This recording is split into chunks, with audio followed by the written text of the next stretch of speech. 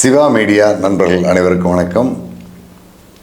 இந்த வாரம் வீரப்பன் அவர்களோடு கடைசி காலம் வரைக்கும் பயணித்த சேதுமணி அவர் வாழ்க்கையில் என்ன நடந்தது, அவங்களுடைய பெற்றோர்கள் யார், அவர் எந்த ஊரை சேர்ந்தவர் அப்படிங்கிறத தெரிஞ்சுக்கணும். அரியலூர் மாவட்டம் தாப்படூர் ஒன்றியத்துக்குட்பட்ட சாத்தப்பாடி அப்படிங்கிற ஒரு சின்ன கிராமம். அந்த கிராமத்தை சேர்ந்தவர் பால்ராஜ் பாவாயி தம்பதியினர். இவங்களுக்கு 2 பசங்க. முதல் பையன் பேர் சேதுமணி. கிட்டத்தட்ட ஒரு 15 வயதிலிருந்தே வீட்டினுடைய கட்டுப்பாட்டிலிருந்து தனியாக செயல்பட ஆரம்பித்து வீட்டை விட்டு வெளியில் போயிடுறாரு. அப்பப்போ வீட்டுக்கு வந்துட்டு போகிறது தான் அவருடைய வேலை. குடும்பத்தினுடைய பொறுப்பு எதையுமே எடுத்துக்காமல் சுற்றிக்கிட்டு இருந்திருக்காரு. 2004ஆம் ஆண்டு வீரப்பன் கொல்லப்பட்ட அந்த நேரத்தில் சேதுமணியும் கூட இருந்தார். வீரப்பன் அவர்களை பற்றி தொடர்ந்து பல செய்திகளை தெரிஞ்சு வச்சுருந்தவங்க கூட யார் இந்த சேதுமணி அப்படிங்கிறத பற்றி கடைசியில் தெரியாத ஒரு குழப்பத்துக்கு வந்தது. ஏன்னா இவர் யார், எங்கிருந்து போனார், எப்படி வீரப்பனோட சேர்ந்தார் அப்படிங்கிறத பற்றி எந்த தரவுகளுமே அந்த காலகட்டத்தில் யாருக்கும் தெரியாமல் இருந்தது. அதை பற்றி நாம் வீரப்பன் வாழ்ந்ததும் மீழ்ந்ததும் நூல் எழுதும்போது கூட பெரிய அளவிலான செய்திகளை சொல்லலை. அவர் எந்த ஊரை சேர்ந்தவர், என்ன அமைப்பை சேர்ந்தவர் அப்படிங்கிறத மட்டும் மேலோட்டமாக சொல்லிட்டு போயிருந்தேன். சேதுமணியை பற்றியும் சேத்துக்குடி கோவிந்தனை பற்றியும் வீரப்பனோடு பயணித்த மேக்கன் ரங்கசாமி, பேபி வீரப்பன், சந்திரகவுடா, இந்த மாதிரி ஒவ்வொருத்தரும் அவருடைய வாழ்நாளில் கூட கடைசி காலத்தில் இருந்தவங்க, ஆரம்பத்திலேருந்து தொடர்ந்து வீரப்பனோடு பயணித்தவங்களை பற்றி செய்திகளை சொல்லுங்கண்ணா அப்படின்னு பல நண்பர்கள் கேட்டுட்டு இருந்தாங்க. அந்த வகையில் யார் இந்த சேதுமணி அப்படிங்கிறத பற்றி சேதுமணியினுடைய அப்பா பால்ராஜ்கிட்ட ஒரு நேர்காணல் எடுத்திருக்கேன்.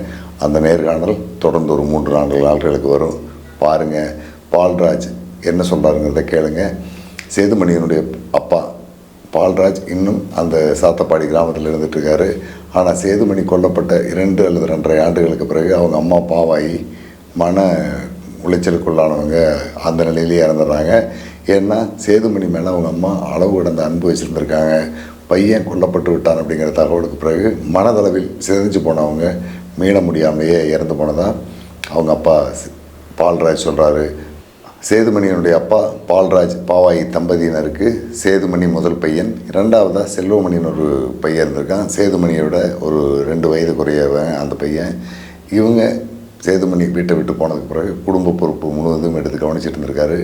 இப்போ கிட்டத்தட்ட ஒரு 10 ஆண்டுகளாக சிங்கப்பூரில் இருக்கிற ஒரு நிறுவனத்தில் மின்சார பணியாளராக வேலை செஞ்சிட்ருக்காரு. அவ்வப்போது ஆண்டுக்கு ஒரு முறை ஊருக்கு வந்துட்டு போயிட்டுருக்காரு. சேதுமணி அந்த வீட்டை விட்டு போனதுக்கு பிறகு, அதாவது வீரப்பன் தேடுதல் வேட்டையின் போது கடைசியாக நடந்த என்கவுண்டரில் அவர் கொல்லப்பட்ட பிறகு முழுக்க அந்த குடும்பத்தை தூக்கி நிறுத்தி பாதுகாக்கிற பொறுப்பை செல்வமணி சிங்கப்பூர்லேருந்து செஞ்சுக்கிட்டு இருக்காரு. அவருக்கு திருமணமாகி ஒரு ஆண் பெண் அப்படின்னு 2 குழந்தைகள் இருக்குது. அவங்க எல்லாமே சாத்தப்பாடி கிராமத்தினுடைய தெற்கு பகுதியில் இருக்கிற அவங்க சொந்த வீட்டில் வசிச்சுட்டு இருக்காங்க. சேதுமணியினுடைய அப்பா பால்ராஜ் அவர்களுடைய நேர்காணல் தொடர்ந்து 2-3 பகுதிகளாக வெளிவர இருக்குது. பாருங்கள். நன்றி நண்பர்களே. அண்ணா, உங்கள் பேர் என்னங்க? என் பேர் பால்ராஜ். பால்ராஜ். ஆமாம். உங்களுக்கு சேதுமணி எத்தனையாவது பையன்? 2ஆவது பையனா? ஃபஸ்ட்டு பையன். முதல் பையன். முதல் பையன். சேதுமணிக்கு தம்பி இருக்காங்களா? அவன் செல்வமணி. செல்வமணி இந்த இருக்கிற பையன். 2 பேர் இருக்காங்க. ஆமாம். அதுக்கு மூத்தது, எல்லாத்துக்கும் மூத்தது பொண்ணு. அவங்க பேருங்க? மஞ்சளா இருக்காங்க. முட்டோஜியில் இருக்காது. சரிங்க. சேதுமணி என்ன படிச்சிருக்காரு? படிக்கவே இல்லைங்க ஒழுங்க. பள்ளிக்கூடம் போனால் புத்தகத்தை பள்ளிக்கூடத்தில் போட்டுவிட்டு பள்ளிக்கூடத்தில் ஆள் போய் தேடிட்டு எடுத்துகிட்டு வரணும். போவோம் பள்ளிக்கூடம், ஆனால் பள்ளிக்கூடம் படிக்கிறதே இல்லை. சரிங்க. ஆனால் படிக்கலைனாலும் ஓரளவு நல்ல விவரமாக பேசுவான். எல்லாருக்கிட்ட நல்ல பழக்கம். என்ன பண்ணிக்கிட்டு இருந்தாருங்க? என்ன வேலைக்கு போவார்? 15 வயசு வரலையும் தாங்க இந்த இருந்தான். 15 வயசுக்கு மேலே பையனோட வழி மெட்ராஸில் தங்கிட்டான். சரிங்க. மெட்ராஸில் இருந்து ஒரு 5-6 வருஷம் மெட்ராஸில் இருந்தான். சரி, நான் சோசியல்கிட்ட பார்த்தது ஒன்றும் தேடாத, அதனால் ஒன்றும் இது கிடையாது, அவட தனியாக இருக்கிறது தான் நல்லது, உங்களோட தொடர்பு இருக்கக்கூடாது அப்படின்னு சொல்லிவிட்டாங்க. விட்டுவிட்டேன். அதுக்கு பிறகு கேரளா போயிட்டான். என்ன வேலைக்குங்க? அங்கே சும்மா கொத்தனார், இந்த எடுபிடி வேலை. சரி, மேஸ்திரி வேலை இந்த மாதிரி. ஆமாம். ஒரு மேஸ்திரிகிட்ட போய் ஒரு 15 பேர் வேலை செஞ்சுருந்தாங்க.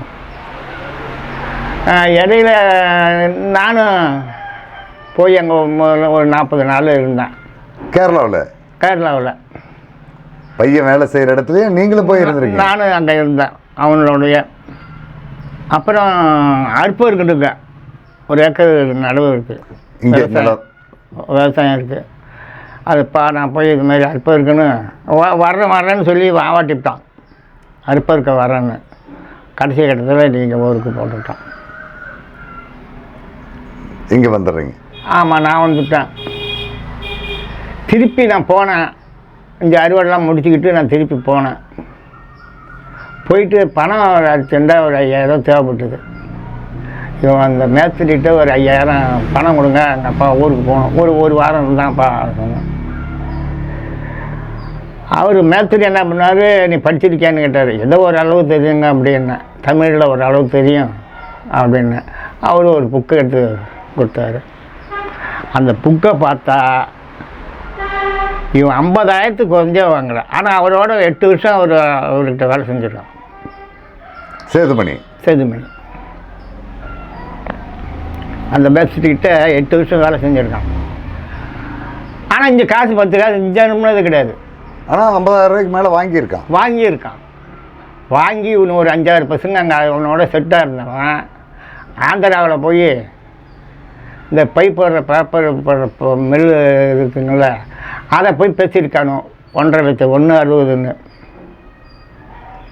விலைக்கு வாங்கியிருக்காங்க. விலைக்கு பேசியிருக்கானுவன். அவன் வாடகைக்கு இருந்திருக்கான். 1 லட்ச ரூபாய் வாங்கிக்கிட்டு ஒரு வாரத்தில் வந்து அந்த 60,000 கட்டிவிட்டு நீ ஜாயிண்ட் பண்ணிக்க அப்படின்னு சொல்லியிருக்காங்க. இதெல்லாம் பொடி பசுங்க எல்லாம். அவன் எடுத்து சாத்திட்டு போயிட்டான், இழுத்து மூடிட்டு போயிட்டான். இவன் போய் அங்கே விசாரிக்கும்போது ஒரு சில பேர் என்ன சொல்கிறாங்க, அவன் வீரப்பன்ட்ட இருக்கான் அந்த ஆள், உங்கள்கிட்ட பணத்தை ஏமாற்றணும் அப்படின்னு சொல்லி. எங்களாம் தெலுங்கு தானே, இன்னும் ஒரு அளவு தெலுங்குலாம் பேசுவான் தம்பி. பேசுவான். வீரப்பன் அப்பேற்பட்ட ஆளாடா, துணிச்சல், நல்ல துணிச்சல் இவனுக்கு, சேதுமணிக்கு. ஆமாம், அப்பேற்பட்ட ஆளாடா பார்க்கணும் அப்படின்னு சொல்லி போயிருக்கான். இவனு 6 பேரும் போயிருக்காங்க. 3ஆம் நாள். ஆனால் அந்த காட்டில் யார் போனாலும் அங்கே இருக்கிற பறவைகள் வந்து வீரப்பன் காட்டு கொடுக்கறது அந்த பறவைகள் தானே. வெளியாளுங்க யார் போனாலும் ஆள் வராங்கங்கிறத அந்த பறவைகள் தான் அந்த கத்துமா. அடுத்த ஆள் போனால் அந்த காட்டுக்குள்ளே ஏதோ ஆள் வருதுன்னு சொல்லும்போது மச்சினை கோயந்தங்கிற ஆள் மச்சினை உங்களாட்ட இருப்பார். கோயந்தானா ஆள் சரியான ஆள் கோயந்தனும், வீரப்பன மாதிரியே இருப்பார். அற்றமம் தானே, எல்லாரையும் பார்த்தேன்ல. அப்போ வந்து அங்கே மாமா இது மாதிரி எல்லாம் பசுக்களா வரானுவா அப்படின்னு இருக்காரு. அதான் 3 மைலுக்கு அப்பால் வரும்போதே இது செஞ்சு விடுமா. அப்புறம் போய் கொண்டுட்டு வாங்க அப்படின்னு கொண்டு வந்து வெளியில் உள்ள 3 மாதம் உள்ளே வச்சுட்டாப்புல. அங்கே வச்சுருந்து கடைசியில் எல்லாரையும் விசாரிக்கும் போது வேறுப்ப வந்து வன்னியர். இவன் அது அந்த 6 பேரில் இவன் ஒண்டி தான் வன்னியராக இருந்திருக்கான். போனதில்லை 6 பேர் போனதில்லை, இவன் மட்டும்தான் வன்னியர். இவனை ஸ்டாக் பண்ணிவிட்டார். நிறுத்து. அவருக்கு ஆம்பளை இல்லை, வீரப்பனுங்க 2 பொண்ணு தான். சரி, நமக்கு வருங்காலம் நல்லா துணிச்சலாகவும் இருக்கான், எல்லாத்துலேயும் எதிர்காலம் இதாக இருக்கும் அப்படிங்கிறதுக்காக வச்சுட்டாங்க. கூட ஏறுன்னு இங்கே வச்சுக்கிறார். அங்கே வச்சுட்டாரு அவனுடைய. ஆனால் அந்த ராஜப்பாவை கடத்துதப்ப ஒருத்தர் கடத்திட்டாங்களா கடலில் கடத்தி கொண்டு விட்டுட்டு இங்கே உடையாந்துட்டான். நாகப்பா அமைச்சர், முன்னாள் அமைச்சர் நாகப்பாவை கடத்தி கொண்டு வேறுபட்டு ஒப்படைச்சிட்டு இங்கே உடையாந்துட்டான் சேதுமணி. ஆமாம், இந்த பக்கத்தில் டீ கடை இருந்தது. அந்த டீ கடை பையன்தான் அது மாதிரி அண்ணா சேதுமணி இறங்கி வடக்கமாக போகிறேன் அப்படின்னு சொன்னான். உங்களுக்கு தகவல் வருது. நான் என்ன ரெண்டு பின்னாடி பார்த்தேன்னா வடக்கமாக போய் அங்கே ஒரு சீட்டு அடிக்கிருந்தானுவ, அதில் உள்ள நுழைஞ்சிக்கிட்டான். அப்புறம் பஸ்ஸு வீட்டுக்கு அழைச்சிட்டு போனேன். வீட்டுக்கு அழைச்சிட்டு போனவுடனே அம்மா சோறு போடுமான்னுட்டு அவங்க சாப்பாடு போட்டாங்க. குழம்பு உரைக்குது, எனக்கு தண்ணியில் போடணும்னா. அம்மா ஒரு 1000 ரூபா கொஞ்சம் பணம் கொடுமா அப்படின்னா. நான் இந்த மாதிரி உங்களாட்ட திண்ணையில் குந்திருக்கேன், கலக்கமாக குந்திருக்கேன் திண்ணையில். நான் சொன்னேன், செருப்பு புதுசாக வாங்கிட்டு வந்திருக்கேன், 100 ரூபா தான். அந்த செருப்பு பிச்சுக்கிட்டு போகிற அளவுக்கு அடிப்பேன். இன்னும் கொடுத்த மாதிரி வந்து 1000, அதுவும் ஒரு 150 கூட இல்லை, 1000 கொடுனாக்கா. அன்னைக்கு 1000 ரூபா பெரிய தொகை. 1000 கொடுனாக்கா அது என்னடா இது அப்படின்னு ஏன் கொடுக்கலையான்னு எழுந்திரிச்சான். அப்புறம் சாப்பிடல. அந்த 1 ரூபா சாப்பிட்டுட்டு அந்த தண்ணியில் போட்டதுக்கு 1 ரூபா சாப்பிட்டான். சாப்பிட்டுட்டு தான் பணம் கட்டான். இங்கே கொடுத்து வச்ச மாதிரி கேட்குறேன்னா அப்படியே அந்த அலந்த சாப்பாட்டை அப்படியே வச்சுட்டு ஏன் கொடுக்கலையான்னு கேட்டான். யாரா கொடுத்தோன்னா இலவசம் கொடுக்கலையான்னு கேட்டான். இலவசம் கொடுக்கலையா? இதே இலவசம் யாருன்னு தெரியுமாடா, நம்ம வீடு எங்கே இருக்குன்னு, இலவசனுக்கு நம்ம வீடு இருக்கிற இடம் தெரியுமாடா அப்படின்னு. எனக்கும் இளவரசனை தெரியாது. இளவரசனுக்கு இளவரசனுக்கு எனக்கு தெரியும். உங்களுக்கு தெரியும்? எனக்கு தெரியும் இளவரசனை அப்படின்னு பிறகு அப்படியே எழுந்திரிச்சான். இந்த மாதிரி கொடி கழுத்தில் 2 சட்டை காய்ச்சிக்கிட்டு இருந்தது. அந்த சட்டை எடுத்து அப்படியே தோளில் போட்டுக்கிட்டு, அம்மா அப்பா நீங்கள் 2 பேரும் காலையில் எடுத்து போட்டு நீங்கள் 2 பேரும் ஜெயங்கொண்டம் வரணும் அப்படின்னு சொல்லிட்டு போயிட்டான். நீங்கள் காலையில் 10 மணிக்கு அங்கே ஜெயங்கொண்டம் வரணும் அப்படின்ட்டு போயிட்டான். நாங்கள் காலையில் போனோம்னாக்கா இவன் பஸ் ஸ்டாண்டில் இது அங்கே டீ கடையில் குந்திருக்காங்க. சேதுமணி எங்கே அந்த கமிட்டிலாம் இருக்குங்கள்ல. ஆமாம். அதில் வடக்க செந்தர் ரோடு, இந்தாண்ட ஒரு ரோடு, இந்தாண்ட ஒரு ரோடு, அதில் நடுவில் இருக்க அந்த பெரிய பங்களா, அது 50-60 ரூம் இருக்கிறதுல. அதில் தான் இவனுக்கு தங்கியிருக்கானுங்க. அப்போ வந்து இவங்க எங்கள் வீட்டுக்காரங்களும் நாங்கள் 2 பேரும் தான் போயிருக்கோம். அப்போ எங்கள் வீட்டுக்காரங்களும் போய் அவங்கள சமையலில் 3 ஆள் சமைக்கிது, 3 பொம்பளை ஆள் உள்ள பெரிய கேணி, அது மோட்டார் கிட்டார்லாம் இருக்குது, படியும் இருக்குது, அதில் தான் எல்லாம் நடக்குது. இவங்க போய் அவங்களோட சமையலில் குந்திக்கிட்டாங்க. நான் சும்மாவே தான் கொஞ்சம் குந்திருக்கேன். இளவரசன் அவன் அண்ணன் டாட்டி வந்திருக்காங்க, ஒரு பொண்ணு ஒன்று அழைச்சிட்டு வந்து பேசிக்கிட்டு இருக்காங்க. பேசிக்கிட்டு இருந்தோடனே சரின்னு நான் என்ன சொன்னேன், எங்கள் வீட்டுக்காரங்கள என்ன போய் சாப்பிட கூப்பிட்டாங்க. சமையல்லாம் முடிஞ்சு சாப்பிட கூப்பிட்றாங்க. அவங்கெல்லாம் எல்லோரும் சாப்பிட்டுட்டாங்க, என்ன சாப்பிட கூப்பிட்றாங்க. எனக்கு சாப்பாடு வேணாம் வந்தத்தை ஒரு வேலை பார்க்காம நீ சமைக்கிறதும் சாப்பிட்றது தான் வேலை, எங்கே போனாலும் சாப்பிட்றது தான் வேலைன்னு வச்சேன். ஊருக்கு போகணுமா அப்படின்னா. அப்போ தான் அண்ணன் மொழியும் சரி அம்மா அப்பா ஊருக்கு போகணுங்கிறாங்க, நீங்கள் போங்கன்னு நான் நாளை தைச்சி வர்றேன் அப்படின்னு சொல்லிவிட்டு இவங்க கொண்டு வந்து 200 ரூபா காசை கொடுத்து போக முடியும். அம்மாக்கிட்ட நான் இந்த மாதிரி குந்திலும் எழுந்திருக்கல. இந்த மாதிரி இந்தாண்ட ரொம்ப இந்த ஜன்னலில் உங்களாட்டம் கிழக்கமாக குந்திருக்கேன். இங்கே வந்து எங்கேருந்து பார்த்தானே தெரியல, நானே இவனை பார்க்கல. சேதுமணியை டப்புன்னு உள்ள வந்து அப்படியே நான் கையில் இருந்துட்டு அல்லாது பிடிச்சி பிச்சை போடுறியாடான்னு தூக்கி மூஞ்சில் அடிச்சு விட்டான். ஏடா பிச்சை போடுறியா, என்ன சொன்ன, என் வீடு எந்தமா இருக்குன்னு உனக்கு தெரியுமாடா. நான் போனேன், அம்மாவும் அப்பாவும் இருந்தாங்க, நான் 30 ரூபா செலவு போச்சு, 70 ரூபா கொடுத்துட்டேன் அப்படின்னு சொன்னேன். 70 நெய்யா பைசா அவங்கள்ட்ட கொடுத்துட்டு போடா நீ அப்படின்னு. இந்த வெளியில் கிடந்தப்ப இந்த ரூம்பாக கிடக்கிறது எல்லாத்தையும் புழுடானுங்க.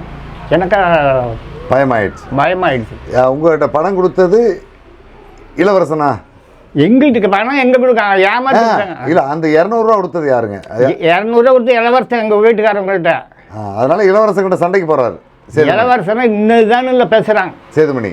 ஆமாம், இந்த பிள்ளு எல்லாம் முடியாதவன பாரு. ஏய்ண்ணா என்னடா திமுறா, வண்டியாக காய்கறி வருது, மூட்டை அரிசி வருது, எங்கே போனாலும் காசு தான், பணம் தான், பாட்டு அடிக்கலாம், எல்லாம் செஞ்சுக்கலாம். எங்கேருந்துங்க இந்த சேதுமணி நினச்சாத்தான் நீங்கள் ஒரு வேளை சோறு திங்கலாம். அழுத்தி சொல்கிறோம், நீங்கள் சாப்பிட்ற சாப்பாடு ஒரு வேளை சாப்பாடு, நான் போடுற பிச்சை உங்களுக்கு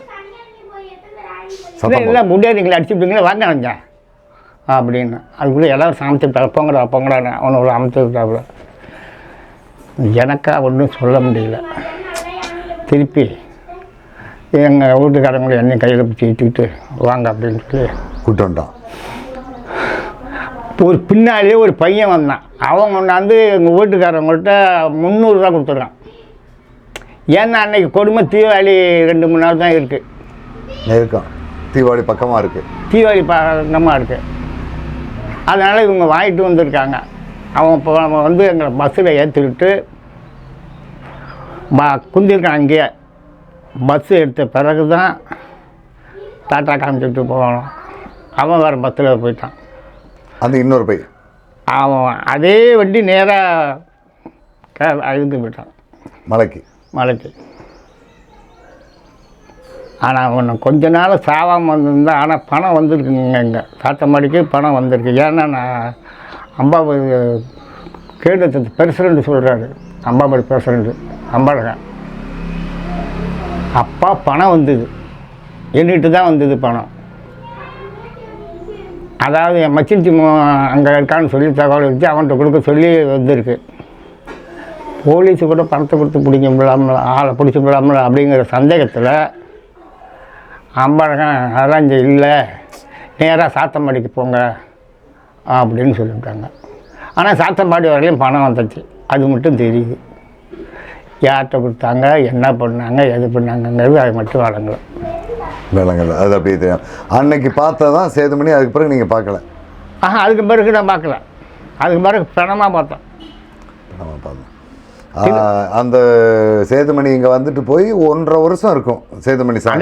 நான் பார்த்து 1.5 வருஷம் அந்த டைம். அப்போ எப்படி உங்களுக்கு தகவல் வந்தது சேதுமணி இறந்து போன செய்தி உங்களுக்கு தெரியும்? என்னங்க பல பலன்னு விடிய கண்டிருந்தா 4 மணி 5:30க்கெல்லாம் போலீஸ் வேன் வந்து வீட்டில் நிற்குதுங்க. அங்கே வீடு அந்த அந்த கோயில் இருக்குங்கடா, அதில் நேராக வீடு. அங்கே பஸ்ஸு லாரி எல்லாம் வரலாம். அங்கே வீட்டில் கொண்டாந்து போலீஸ் வண்டியை நிறுத்தி விட்டுது. இன்னைக்கு ஒரு பொம்பளை, தண்ணிக்கு வந்த பொம்பளை, என்னையா அவங்க வீட்டில் போலீஸ் நிற்கிது, நீ இங்கே நிற்கிற அப்படின்னு சொல்லி ஒரு பொம்பளை கேட்டுது. நம்ம வீட்டுக்கு என்னத்துக்குடா போலீஸ் வருதுன்னுட்டு, நம்மளை போலீஸ் தேடுறதுக்கு என்னடா வேலைன்னுட்டு நான் இங்கேருந்து போகிறேன். ஒரே கூட்டம் 2 வேன் நிற்கிது, நிறைய 2 வேன்லேயும் ஒரு 50 போலீஸ் இருக்கும். போலீஸ் நிற்கிது. என்னன்னு விசாரிக்கும் போது அப்போ தான் இந்த மாதிரி சேதுமணி செத்து போலீஸை சொல்லி தான் எனக்கு தெரியும். அங்கே இருந்த போலீஸ் தான் சொல்கிறாங்க சேதுமணி. என்னை பார்த்த உடனே ஒரு எஸ்பி, ஏய் என்னடா 12 லட்சம் கொண்டு வந்தால் என்னடா குடிசையில் குடியிருக்க அப்படின்னு கேட்க. ஸ்தலம் நிறையா போலீஸ்கிட்ட வந்து ஸ்தலம் கும்ப குடியிருக்கு. தெருவில் இருக்குது வீடு. இந்த மாதிரி வீதி தான் அதுவும். அந்த வீதியில் இருக்கிறது தான் அதை எல்லாம் நம்பிக்கிட்டுது. 16 லட்சம் வந்துருச்சாங்க குடிசையில் குடியிருக்கேன். அது கூரை போட்டா, கூரை தான் போட்டிருந்தது. இதைத்தான் முதல்ல கேட்குறாங்க என்னடா குடிசையில் குடியிருக்க, எங்கடா அந்த 16 லட்சம் அப்படின்னு. 16 பைசா கூட பார்க்கல, நீ என்ன 16 லட்சம் எங்கன்னு கேட்டால் நான் என்ன சொல்கிறது அப்படின்னு ரொம்ப மிரட்டுறாப்புல. நான் அதுக்கெல்லாம் பயப்படல. 16 பைசா கூட நான் பார்க்கல. நம்பிக்கை இருந்தாலும் அதை நீ என்ன செஞ்சாலும் சரி தான், அவ்வளோதான் அப்படின்னாரு. அப்புறம் விக்ரமங்கலம் எஸ்ஐ வந்து அவரெல்லாம் அது ஜோதிக்கெல்லாம் போகமாட்டாருங்க வரமாட்டாருங்க, அவருக்கெல்லாம் தெரியாதுங்க. நான் அப்போ பதனி மரம் கட்டிக்கிட்டு இருந்தோம். பதனி எப்பயுமே 40 வருஷம் நான் 10 மரம் ஏறிருக்கேன். கல் தான் பதனின்னு சொல்லி லைசன்ஸ் வாங்கிக்கிட்டு. அதில் உங்களுக்கு விக்ரமங்கலம் போலீஸ் நல்லா தெரியும்? விக்ரமங்கலம் போலீஸு, சேங்கொண்டம் போலீஸு, முஃபீலு எல்லாம் நல்ல பழக்கம். அதனால தாங்க இந்த பையனை மேல் பஞ்சாயத்து என் மகனை வந்து 20 நாள் அரெஸ்ட் பண்ணி வச்சுட்டாங்களே. அதில் ஒரு வழக்கு சேதுமணி மேலே வழக்கு போடக்கூடாதுன்னு படாத பாடுபட்டுருக்குங்க.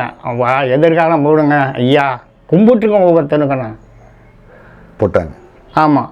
ஆனால் அந்த மொபைல் வந்து ஸ்பெஷலாக ஒரு ஆள் வந்து அவர் சொன்னார், ஐயா சந்தேகத்துக்கு தான் செல்வமணி அரெஸ்ட் பண்ணி வச்சுருக்கு, வேறு நீங்கள் அவன் மேலே கேஸ் போட்டுறாங்கன்னு நினைக்காதுங்க அப்படின்னாரு. அப்புறம் விக்ரமங்கலம் எஸ்ஐ என்ன சொன்னார், கேஸு படமா நான் பார்த்துக்கிறேன் போடுறேன் சார், நீங்கள் எதுக்காக நான் அதுங்க அது அப்படின்னு சொல்லி சொன்னார். அப்புறம் அதோட முடிஞ்சு போச்சு. அப்போ விக்ரமங்கலம் எஸ்ஐ சொல்கிறார், இவர் அந்த மாதிரி ஆள் இல்லை. இங்கேருந்து போகும்போதுங்க பெரிய டார்ச்சர், இந்த போலீஸ் அழைச்சிக்கிட்டு தான் போச்சு. வாங்க போகலான்னு உங்களையும் வீட்டுக்காரமாகவே கூட்டி போகிறாங்க. எங்களை கூப்பிட்டு போகிறாங்க. இவன் தம்பி அந்த கிழட வீட்டுக்காரன் தம்பி ஒருத்தன் கோசம் அவன் அங்கே தேவந்தரங்கன்னு எங்கள் சொந்தக்கார பையன் ஒருத்தன் அந்த மளிகை கடை வச்சுருக்காங்க தேவந்தரன். அவன் நாங்கள் 4 பேர் தான் போகிறோம். அப்போ இந்த ஆள் டார்ச் பண்ணிகிட்டே வர்றாரு எங்களை. அந்த நாங்கள் போகிற வண்டியில் வந்துருக்காரு. அங்கே இதில் போய் பெரம்பலூரில் வண்டி நிற்கிது, வேறு வண்டி நிறையா போலீஸ் வண்டி நிற்கிது. அங்கே இந்த இவர் சப்பு சுட்டி இறங்கினார். இன்னும் அதிகாரி வந்துருப்பார் போடுறது. அந்த அதிகாரிகிட்ட சொல்லி ரொம்ப சார்ஜ் பண்ணுறாருங்க. அவர் அந்த வண்டி விட்டு வேறு வண்டிக்கு மாற்றுங்க அப்படின்னு சொல்லிவிட்டார் போடுறது. கொஞ்சம் வாயா அப்படின்னு சொல்லி கூப்பிட்டு அவர் வண்டியில் ஏற்றிக்கிட்டு சரி நீங்கள் வண்டி எடுத்துகிட்டு போங்க அப்படின்ட்டாங்க. நீங்கள் போங்க அப்படின்னு. உங்களோட தர்மாபுரியில் தாங்க பாடி கொண்டு வச்சுருக்காங்க. போக வரைக்கும் எதுக்காக கூட்டிகிட்டு போகிறேன்னு சொன்னாங்களா உங்களை? வந்தால் செத்துட்டு தான் ஆளும் அடையாளம் காட்டணும் உங்கள் பையன் தானா அப்படிங்கிறதுக்கு தான் நாங்கள் கொண்டு போகிறோம் அப்படின்னு சொல்லித்தான் கூட்டிட்டு போகிறாங்க. ஆமாம் ஆமாம். ஆனால் போகிற வழியில் நொய் பேசிகிட்டே வராங்க. எஸ்பி மட்டும்தான், பாக்கி யாரும் பேசலை. அவர் மட்டும்தான். அவர் மட்டும்தான். பெரம்பலூரில் போய் அவரையும் மாற்றி விட்டுறாங்க. அவரையும் மாற்றி விட்டாங்க. என்னங்க அங்கே போனோம். அப்புறம் அங்கே என்ன இங்கேயும் போலீஸ் தொல்லை தான், அங்கேயும் போலீஸ் தொல்லை தான். தருமபுரியிலையும் பாடியை பார்க்க உள்ள உட்கார வச்சிட்டாங்க. இது வீரப்ப மக வந்து ஒரு சின்ன பொண்ணு ஒன்று. அந்த பொண்ணு வண்டியில் இருந்தாங்க. நானும் வண்டியில் இருந்துட்டு தான் அந்த பொண்ணை பார்த்தேன். இது மாதிரி வண்டி மேற்குமா நிற்கிது. அந்த பொண்ணு நானும் வண்டியில் குந்திருக்கேன். அந்த வண்டி கண்ணாடியில் தான் பார்த்தேன். சுற்றி அடைச்சி விட்டு நிருபர் ஆமாம் பார்க்கணுங்கிறவங்க அதையெல்லாம் எதுங்கிறாங்க. அது அழுவுது. சின்ன பிள்ளை ஒரு 10 வயசுக்குள்ள தான் இருக்கும், 10-12 வயசு தான் இருக்கும். வேறு கொஞ்சம் செத்துப்பேன் அந்த பொண்ணுக்கு. அதெல்லாம் அங்கே நடந்தது. அப்புறம் வந்து பாடியை கொண்டு போனாங்க. அப்புறம் காட்டினாங்க எல்லா பாடியும். கடைசியாக ஒரு 5 மணிக்கு மேலே தான் காட்டியிருப்பாங்க. அதாவது 3 மணிக்கெலாம் 3 மணி 2 மணி இருக்கும் பாடி எங்கள்கிட்ட காட்டினப்போ.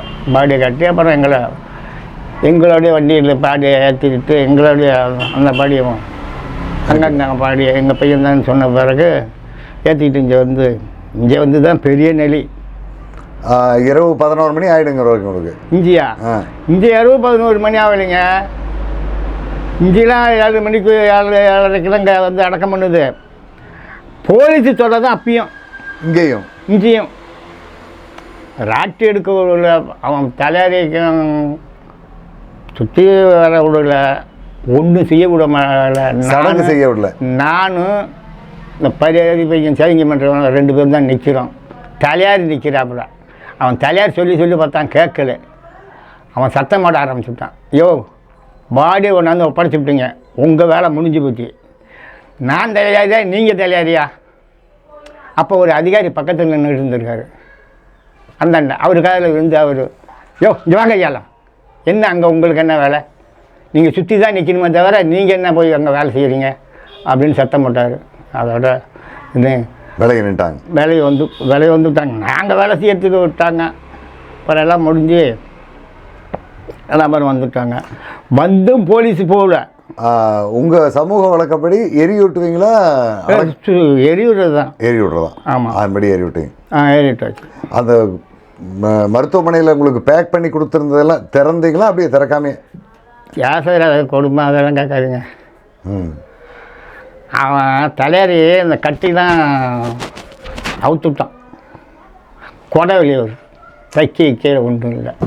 தைக்காமல் அப்படியே கொடுத்துட்டாங்க. அப்படியே அள்ளி சுருட்டி மூடி வச்சுட்டானுங்க. துணியை போட்டு இதான் செஞ்சுருக்கானுங்க. அவசரம்னு செஞ்சுருப்பானோ போல இருக்கு. வேறு பண்ணுங்க இதில் துப்பாக்கி சுட்டு குண்டு இருந்தாண்டு வந்தது மாதிரி எடுத்து வந்தானுவோம். ஆமாம், பாக்கி கோவிந்தங்க இருந்தால் இவனோட வந்தவன் இவனுக்கு யாருக்குமே துப்பாக்கி குண்டு பட்டதாக ஒரு சின்ன வடிவு கூட கிடையாது. அவருக்கு மட்டும் தான் தலையில். வீரப்பனுக்கு மட்டும் நெத்தியில் சுட்டு பிடிச்சது மாதிரி காட்டினாங்க, எடுத்து சுட்டு இருந்தாங்க. எல்லா பாடியும் பார்க்க விட்டானு. அங்கே மட்டும் கிட்ட போலீஸ் வரல. 2 போலீஸ் நின்றுக்கிட்டு ஆமாம் அப்படி எல்லாமே பார்த்துருக்கீங்க. எல்லோரும் நாங்கள் எல்லாத்தையும் பார்த்துட்டு அப்புறம் பேருப்ப பொண்டாட்டி அங்கே இருந்தாங்க. அப்போ தான் பேருப்ப பொண்டாட்டியும் பார்த்து. அதுக்கப்புறம் எதுவும் வந்தாங்களாங்க? யார்? வீரப்ப மனைவி. அவங்க இங்கே வரல. நான் போயிருக்கேன் பல தடவை. போய் பார்த்துருக்கீங்க? போய் பார்த்து வந்திருக்கீங்க? அதெல்லாம் போய் பல தடவை போயிருக்காங்க. அவங்க என்ன சொன்னாங்க, நீங்கள் வாங்க, நான் இது மாதிரி ஒரு 10 லட்ச ரூபா பணம் பேங்க்கில் இருக்குது, அதை எடுக்க விடாமல் இது பண்ணியிருக்காங்க, கண்ட்ரோல் பண்ணியிருக்காங்க. கேஸ் இருந்தப்போ வந்து இது முடிஞ்சதும் நான் உங்களுக்கு ஏதாவது உதவி செய்கிறேன் அப்படின்னு சொல்லி 1 வருஷத்தில் முடிஞ்ச பிறகு நான் ஏதாவது செய்கிறேன். நாங்கள் கடைசி